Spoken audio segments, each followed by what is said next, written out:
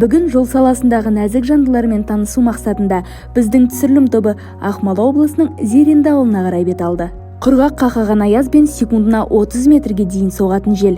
Жол жұмысшысы Таушева Татьяна Алексеевнаның күнделікті міндеттерін атқаруға кедергі келтірмейді.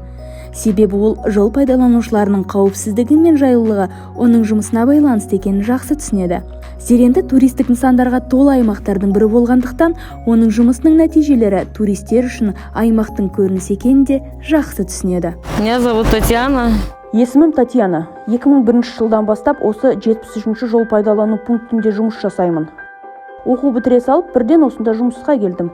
Бастапқыда жай уақытша жұмыс ретінде қарастырдым. Бір қарағанда ауыр ер адамға тән жұмыс болып көрінеді, алайда істей келе қызығушылығым артып, тез арада осы жұмысқа және ұжымға сіңіп кеттім.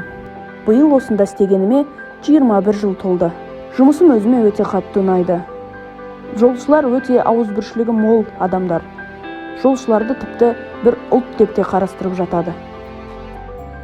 Жолшы сынды ауыр кәсіпті бағындырған нәзік жандылардың арасында басшы әйелдер де жоқ емес. Олар бүкіл жол пайдалану учаскесінің жұмыс бағытын анықтап, 12 тонналық аралас жол машиналарында басқара алады.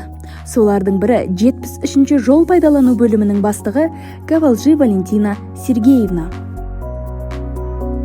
Я Валентина Сергеевна. Мен Зеренді ауылының маңында орналасқан нөмір 73-ші жол пайдалану бөлімінің басшысы болып жұмыс атқарамын.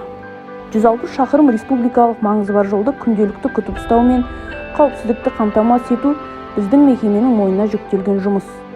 Қысқы мезгілде біз жолды қардан тазалау, көктайғақпен күрес сынды жұмыстар жасаймыз. Дәл қазір аралас жол машинасында жұмыс жасап жатырмыз. Бұл көлік бір мезгілде жолды қардан тазалап, көктайғаққа қарсы материал себе алады. Механизатор үшін ең қиын кезең ол қыс мезгілі. Себебі жұмыс тәулігіне 24 сағат жүргізіледі. Осылай бір-бірімізбен ауысып, үздіксіз қар тазалау жұмыстарын жүргіземіз. Арнайы кезекшілік жасалынады. Біздің аймақта ауа райы өте қатал. Үнемі борандар, көлемді жауындар, жел, ауа температурасының ауысуы, осының барлығына дайын болуымыз керек. Мен қозғалысты жақсы көремін. Сондықтан да қозғалыс үздіксіздің қамтамасыз етумен айналысамын.